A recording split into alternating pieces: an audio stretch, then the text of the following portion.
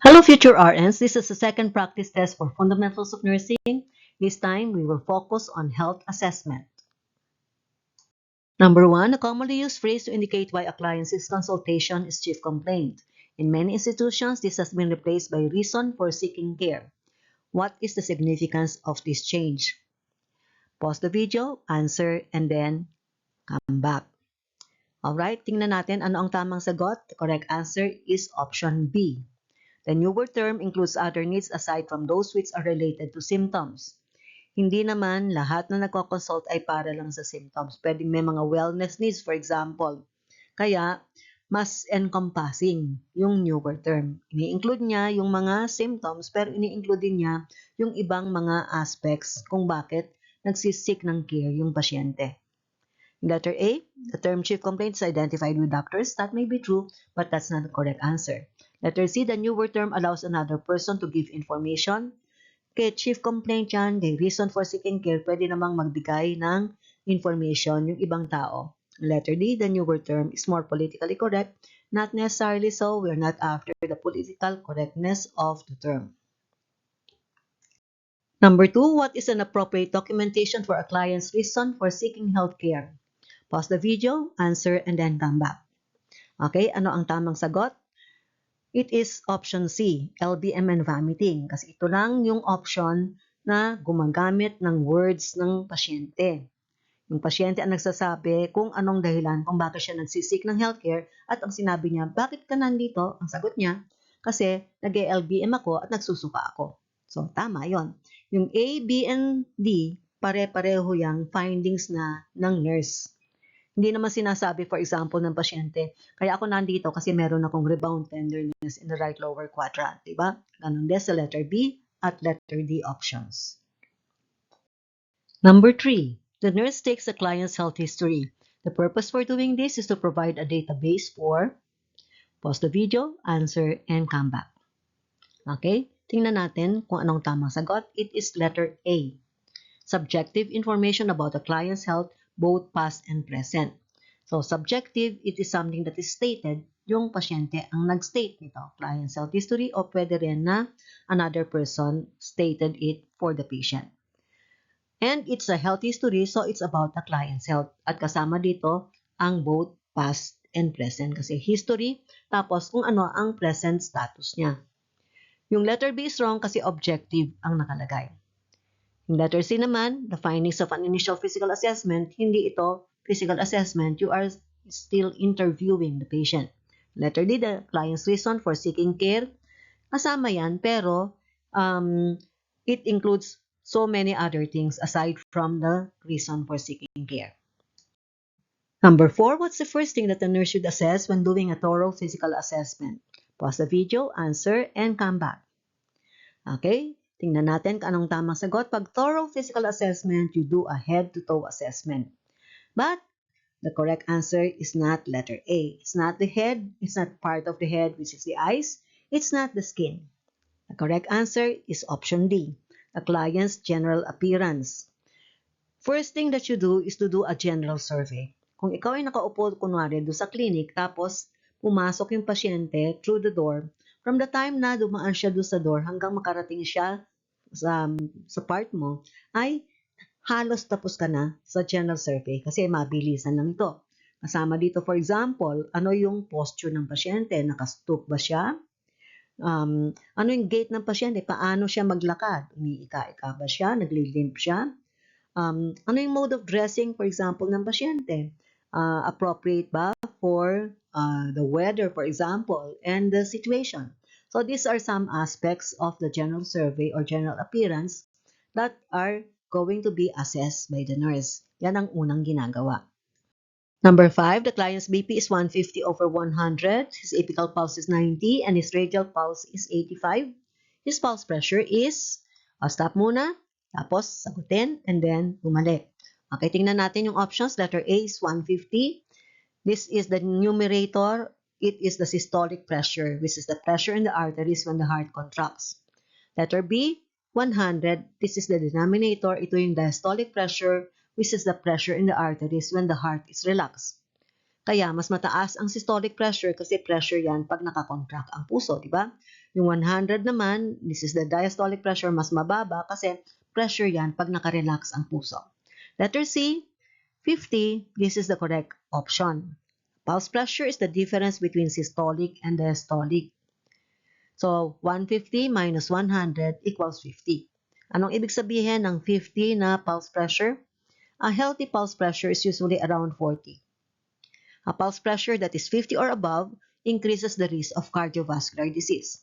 On the other hand, a pulse pressure that is consistently 60 or above is likely to be associated with disease. So, kung 60 or above ang pulse pressure, most likely may sakit na yung pasyente. Ano naman yung other extreme of the pulse pressure? Pulse pressure is considered to be low if it is less than 25% of the systolic. So, dito sa situation na to, 150 ang systolic, 150 divided by 4 kasi 25%, that is 37.5. Pag lower than 37.5 ang pulse pressure, then considered na low yan. So, for example, 120 ang systolic, 25% of 120 is 30. So, dapat hindi less than 30. Okay, ano yung letter D option? 5. This is the pulse deficit. This is the difference between apical and radial pulse. Apical is 90, radial pulse is 85. 90 minus 85 equals 5. So, merong pulse deficit. Anong ibig sabihin nito? Yung heart ay nag-beat ng 90 times pero 85 beats lang ang nakarating doon sa radial artery. So, anong interpretation yan? This could happen in any situation wherein the ventricular pressure, yung pressure sa loob ng ventricles ay masyadong mababa. Kaya, hindi niya mabuksan yung aortic valve. Kaya hindi makalabas yung dugo. Kaya hindi nakakarating yung dugo doon sa radial artery. Pero enough naman yung pressure para maisara yung mitral valve. So this can happen, for example, when there is atrial fibrillation, atrial flutter, or anything else that would cause na yung decreased ventricular pressure. Dapat walang difference between apical and radial pulse. Number 6, it's important to exercise care when taking the temperature rectally in order to prevent. Stop muna, answer, and then come back. Okay, tingnan natin yung options. Letter A, an increase in blood pressure. B, an increase in RR. C, an increase in heart rate. D, a decrease in heart rate. Correct answer is letter D, a decrease in heart rate. Bakit? Kasi pag meron kang in-insert dun sa rectum, nakaka-stimulate yan ng vagus nerve. And vagal stimulation causes a decrease in heart rate. Kaya nga, may mga tao na hindi dapat kinukuhanan ng temperature rectally. For example, kung mabagal na ang kanyang heart rate, then never take the temperature rectally kasi this will further decrease the client's heart rate. Number 7, the nurse has difficulty palpating the client's radial pulse, so she listened to the apical pulse instead.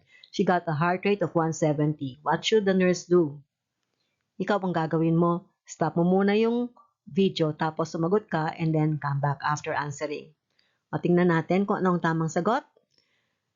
Heart rate is 170. This is not normal kasi ang normal is between 60 to 100 for an adult. So yung 170, masyadong mabilis yan. Tapos idagdag pa natin yung isang finding na napakahina nung radial pulse. It is steady. Difficulty palpating, di ba? So, i-combine natin tong dalawa na to, anong ibig sabihin? Mabilis masyado ang heart rate and a very fast heart rate means that there's very little time that the heart is relaxed. The blood is able to get into the heart only when the heart is relaxed. Pag nakakontract yan, hindi makapasok yung dugo. Kaya, kung konti ang dugo na pumapasok dun sa heart, konti rin ang mailalabas niya. And that's the reason kung bakit sobrang hina naman ng radial pulse. Kasi kokonti yung dugo na ipapump out ng heart, kaya kokonti rin o mababa ang pressure doon sa radial artery. Kaya hindi halos maramdaman ng nurse. And this is a very dangerous situation. Kaya ang kailangan mong gawin ay i-report mo yung finding. Number 8, what is the effect of an increase in temperature on the pulse rate? Stop the video, answer, and then come back. Ano ang tamang sagot? It is option B. The pulse rate increases by about 10 beats per minute for every degree rise in body temperature. Kaya yan ang tatandaan, habang tumataas ang temperature, bumibilis din ang pulse rate. Temperature and pulse rate are directly proportionate to each other. Number 9, the nurse notes that the client's radial pulse is easily felt and disappears with moderate pressure, which documentation of this pulse is correct. So, stop muna yung video, tapos sumagot, and then resume. Okay, ano ang tamang sagot? It is option C. Normal yung dinidescribe yan sa STEM. Pag letter A, ready, this is super hina yung pulse. Ang hirap-hirap na ma-locate. Tapos, konting-konting pressure lang ay na-obliterate na. Letter B naman, it is slightly stronger than ready. It is a bit easier to locate and you need light pressure to obliterate it. Yung bounding pulse naman is stronger than normal. Number 10, the nurse should choose the right size cuff when taking the BP. A too narrow BP cuff will stop muna yung video, answer, and then resume. Okay, ano ang tamang sagot dito? Correct answer is letter A. It will produce a higher reading than the actual BP pag narrow ang ginamit mo na cuff. Yung letter B naman will produce a lower reading. This will happen when you use a too wide cuff. So para matandaan, wide starts with W, low ends with W. So low, wide. In letter C, promote constriction of the arm, and letter D, promote discomfort in the arm. This will not depend on the size of the BP cuff, but instead, it will depend on how tight you have encircled the arm with the BP cuff. Number 11, when assessing the client's skin, the nurse notes the presence of circumscribed elevated solid lesions of up to 1 cm. These lesions are called, stop the video, answer, and then resume. Ang tamang sagot dito ay papule. Yung letter A, macule, it is not elevated. Flat yan. Ang tandaan ninyo, macule, flat. Pag nag-pop ang macule, papule na ang tawag. Solid ang papule, yung vesicle naman ay fluid-filled. At yung pustule ay filled with pus. Pare-pareho sila na up to 1 cm ang size. Number 12, when assessing the client's eyes, which of the following methods should be used to assess extraocular movements? Stop the video, answer, and then come back. Let's see the options. Letter A, touch the cornea lightly with a wisp of cotton. This is known as the corneal reflex testing. Pag nag-touch ng cornea ng wisp of cotton, mag-blink yung pasyente. That's why this is also known as the blinking reflex. Letter B, have client follow an object with his eyes as the object is moved in several directions. Ito ang tamang sagot.